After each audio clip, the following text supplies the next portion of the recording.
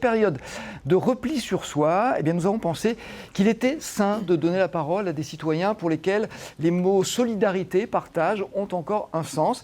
Eh bien, c'est le cas de l'association dont nous allons parler maintenant, des bénévoles qui donnent leur temps pour donner du réconfort et apporter de l'aide à des seniors isolés. Cette association, c'est l'Olivier des Sages, dont nous accueillons tout de suite la présidente. Bonjour Solange Corichi, merci d'avoir accepté notre invitation. Alors, vous avez ouvert 2 cafés sociaux dans l'agglomération lyonnaise. Il y en a un à Lyon et l'autre est situé à Villeurbanne, avec depuis novembre dernier une épicerie sociale. Alors déjà, c'est quoi un café social ? Alors un café social, c'est un café, mais ça n'est pas un bar. Oui. C'est-à-dire que c'est une salle avec des tables et des chaises où les gens viennent s'asseoir et boire un café ou un thé ou un sirop à l'eau. Mais c'est surtout un endroit où il y a de la solidarité, de l'échange, du partage, des aides diverses et où les gens sont chez eux. Alors les personnes dont vous vous occupez sont des personnes isolées. Alors ce sont souvent, il faut le dire, mais pas seulement, des personnes issues de l'immigration. On parle beaucoup des Chibani. Ce sont ces étrangers qui sont venus travailler en France, qui ont passé leur vie ici, qui ont donné leur vie et qui se retrouvent souvent dans une situation économique assez catastrophique. Mais alors ce n'est pas seulement eux. Alors, ça n'est pas seulement eux, mais c'est vrai que c'est la grosse majorité de notre public. Et c'est un choix que nous avons fait de les mettre en lumière. Ce sont des gens qu'on ne voit pas, qui sont dans des foyers, qui sont dans des garnis, que la société oublie un petit peu, et qui vivent effectivement dans une relativement grande précarité. Oui, une retraite de misère, on peut le dire. Une retraite de misère avec toujours cette volonté d'aider la famille restée au pays. Oui, ils ne retournent pas au pays. Ils ne retournent pas, puisqu'ils ont passé toute leur vie ici. Bien que ça n'ait pas été leur choix au départ, parce que comme vous l'avez dit, ils sont venus pour aider à reconstruire la France après la Seconde Guerre mondiale, mais en pensant que quelques mois ou quelques années après, ils retourneraient vivre avec leurs femmes et leurs enfants. Alors en quoi est-ce que ces personnes-là sont plus fragiles que d'autres seniors isolés ? Ils sont plus fragiles dans la mesure où justement ils sont seuls, ils n'ont aucune famille autour d'eux et ils n'ont pas conservé l'envie d'apprendre réellement à écrire, à lire. Donc ils sont en grande difficulté face à leurs droits et à tout ce qui est administratif. Et puis, voilà, la vie a fait qu'ils sont restés entre eux et qu'ils n'ont pas eu cette possibilité d'échanger avec l'autre. Alors justement, quelle aide vous leur apportez ? Qu'est-ce qu'on peut faire pour ces personnes, pour les remettre dans le monde et peut-être leur donner envie d'avancer, de vivre, de découvrir, parce qu'il n'y a pas d'âge pour découvrir, et puis pour connaître leurs droits aussi ? Alors, c'est tout l'objet de notre association. Puisque nous avons un axe de travail très important sur l'accès aux droits. Nous les accompagnons sur toutes les difficultés administratives qu'ils peuvent rencontrer, mais nous participons aussi à leur insertion, je dirais leur réinsertion dans la société. Nous leur réapprenons à vivre avec les autres, à partager avec les autres, et nous apprenons aussi à nos concitoyens qui ne les fréquentent pas à partager des moments chaleureux avec eux. Alors, il y a des activités. Alors, on a quelques images justement de ces moments que vous partagez avec eux. Il y a des ateliers, des animations. Tout ça, c'est pour rompre l'isolement. Et au jour le jour, vous voyez progresser leur situation ?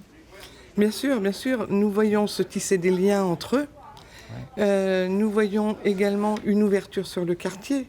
Ils participent à beaucoup d'activités organisées soit par la ville, soit par d'autres associations. Nous avons un tissu partenarial important parmi le monde associatif et nous leur ouvrons aussi les portes de la citoyenneté en leur faisant visiter des monuments historiques pour notre société. C'est une ouverture à la culture ?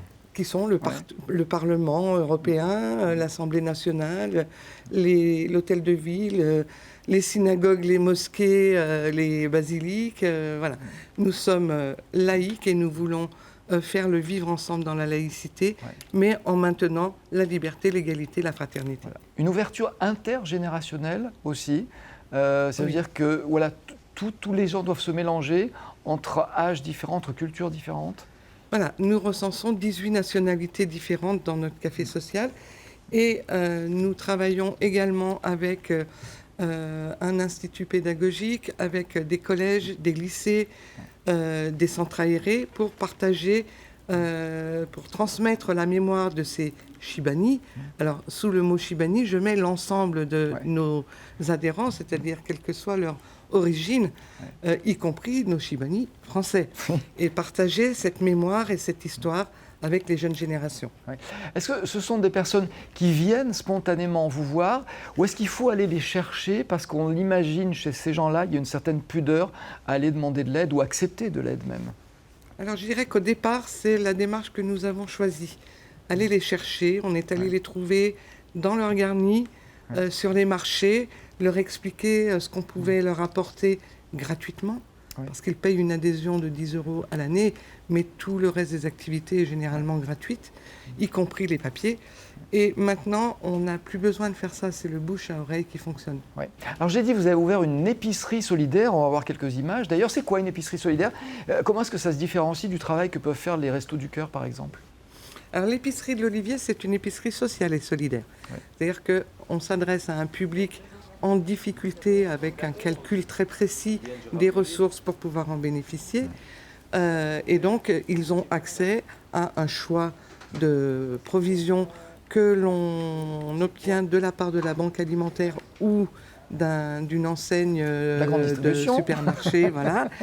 Et donc, ils font leurs courses comme tout un chacun avec le retour à la dignité de par le choix et le plaisir d'acheter. Même si c'est pas très cher, c'est le plaisir d'acheter. La grosse différence avec les Restos du Cœur, ma foi, je dirais que c'est tout ce qui entoure l'épicerie sociale. C'est des ateliers pour apprendre à cuisiner. Ce sont des ateliers pour apprendre à bien manger, donc à diminuer le diabète, le cholestérol, etc. C'est pas qu'une distribution d'aliments.